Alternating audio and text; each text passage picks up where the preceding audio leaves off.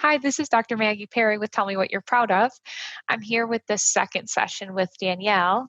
In our last session, we talked about her history with her OCD and her different forms of treatment experience. And so today we'll talk more about where she is in her OCD treatment journey. Danielle, thanks so much for being here again. Thanks for having me again. Okay, so can you tell me what has happened since we last met? Yeah, not a whole lot since it's only been a week, but I started the very, very small beginnings of setting up an exposure challenge for myself. Um, and I'm scared. I was scared to do it. I'm procrastinating. I'll admit that. Uh, but also ran into kind of a wall. I feel stuck because as we discussed last time, I've tried what I thought were the right exposures.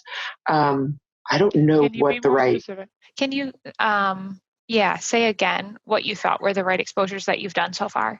yeah. So for example, I ate some food that I have been avoiding for years because like raw fish. I ate raw fish thinking, oh, there's a possibility that this will make me sick. And I ate that as an exposure.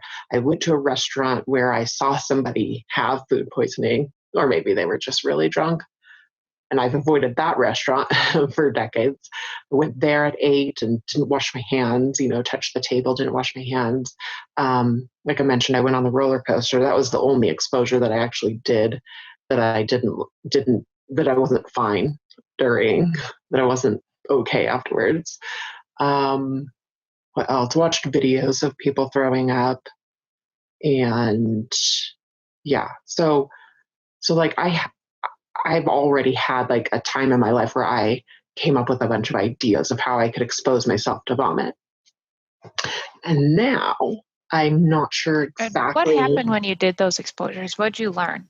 Well, I guess in a tiny way, um, in a tiny way in the beginning, they started working. For example, when I went to a friend's house, and this has happened before lots of times, they cook meat to a certain, red meat to a certain pinkness that I don't like.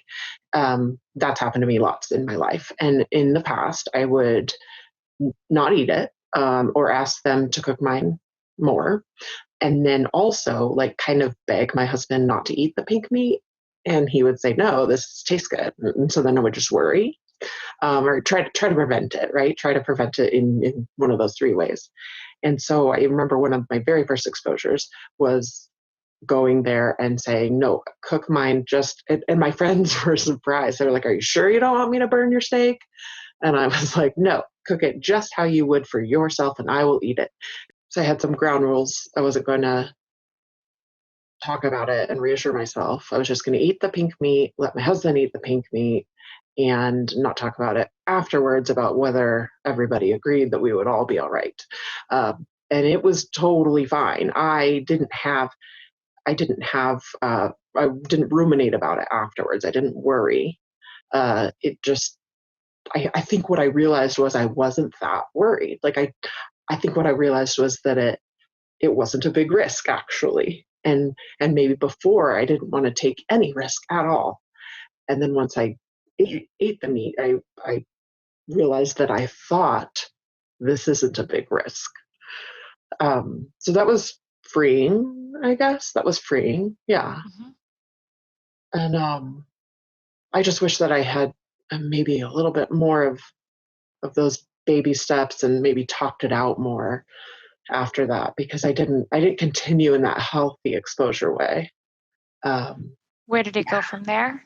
because it went from there to, I would just ate at a restaurant and I was totally fine with that, and ate some sushi, I was totally fine with that, and then watching the videos was actually okay. Like I think maybe a long time ago, I didn't like to watch people throw up. I would close my eyes during TV and movies, but at the time where I sought out an exposure therapist, I was actually okay watching it on TV. And I had seen my son do it. I had seen my doggy do it. and I had seen plenty of horror movies. So at that time, I think that didn't arouse me at all, and so it wasn't hopeful. And then I went on the roller coaster, and that was I just kind of like definitely felt ill and screamed bloody murder so that I wouldn't throw up. And afterwards, like I mentioned to you last time, I realized that I didn't successfully do that exposure, and I did not feel good about myself because I all I thought when I got off was if I had really, really let go of all control, I probably would have thrown up into the air and onto all the people in front of me. Um, but I prevented it by screaming and bracing and holding it in, and so I didn't feel proud afterwards. Yeah, Do you think you would have felt proud if you would have thrown up on everyone? I I don't know. I think I would have felt horrid. I think I would have felt like sad and like embarrassed, and yeah, it would have been kind of traumatizing, to be honest. Yeah, I hear what you're saying. I think that makes a lot of sense. But in light of this really persistent fear that you, your husband, or your child is going to get sick, and it being something that bothers you every day, like what do you make of that fear in light of the work that you've done so far? Um, hmm.